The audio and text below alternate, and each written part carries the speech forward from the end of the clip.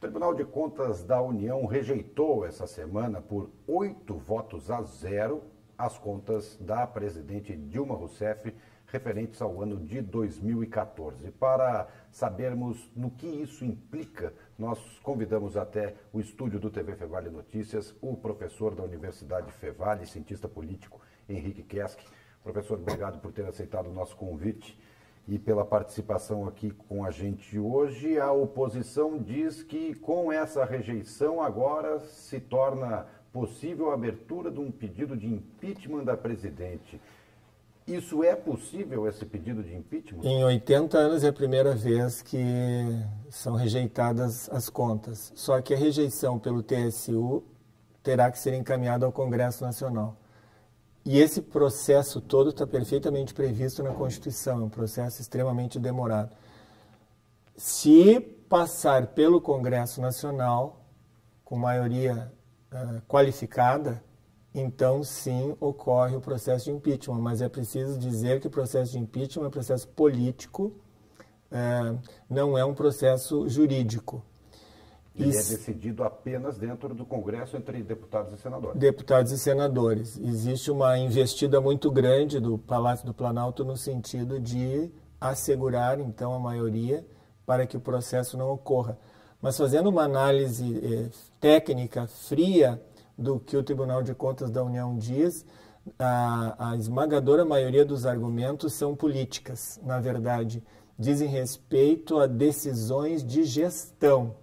E de uma prática, tem que se deixar bem claro para o nosso telespectador, usual, não é a primeira vez em que isto ocorre, as famosas pedaladas fiscais vêm sendo feitas por todos os governos, não só pelo Lula, mas pelo governo Fernando Henrique Cardoso também, e antes dele também. O ministro Lewandowski, do STF, afirma que as contas que foram julgadas negativamente são as do mandato de 2014, que terminou o primeiro mandato. O novo mandato não pode ter as contas negadas porque não fez a prestação de contas ainda. Então, existem elementos técnicos jurídicos que não ficam claros em relação à possibilidade do impeachment, nem mesmo pela lei da responsabilidade fiscal. Certo. Agora nós temos, assim, por exemplo, essa questão das pedaladas, do uso da máquina pública para uma reeleição, ou o uso da máquina para ser investido dentro de campanhas políticas, não é de hoje. Como você falou, não foi a primeira e, pelo jeito, pelo nosso país, não vai ser nem a última vez que isso acontece. Essa rejeição de contas, na avaliação, na tua avaliação, Henrique, ela acontece pela efervescência política que nós vivemos hoje no Brasil? Exatamente isso. Na verdade, é um processo muito mais político do que tecnicamente jurídico. O Tribunal Superior Eleitoral também reabriu um processo agora para verificar se houve abuso do poder econômico na chapa Dilma Temer ou não. Mas abrir processo não significa condenar. Entende? Então, o fato do tribunal investigar e verificar não significa uma condenação prévia. Se houvesse a condenação prévia, isso seria do ponto de vista político. Me surpreendeu o fato de não ter sido suspenso mesmo o parecer do Nardes, porque realmente ele adiantou o voto. Ele se celebrizou com isso.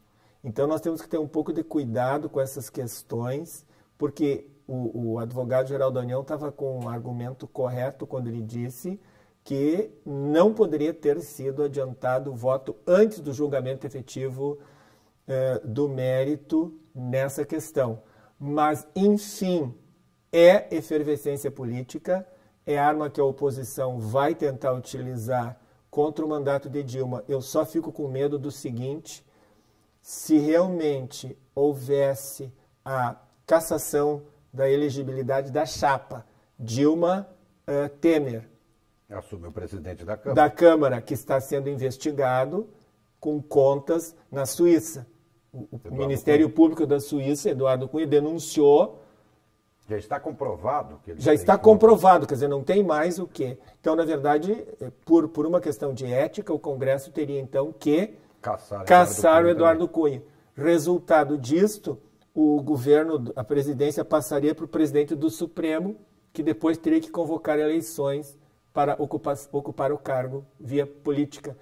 Então, o impeachment causaria um problema político ainda absolutamente maior do que a manutenção de uma normalidade institucional no momento em que nós precisamos recuperar a economia e que corremos o risco ainda de baixar o nível lá do nosso, nas indicações de risco de investimentos no Brasil. A nota de risco, né, como se chama.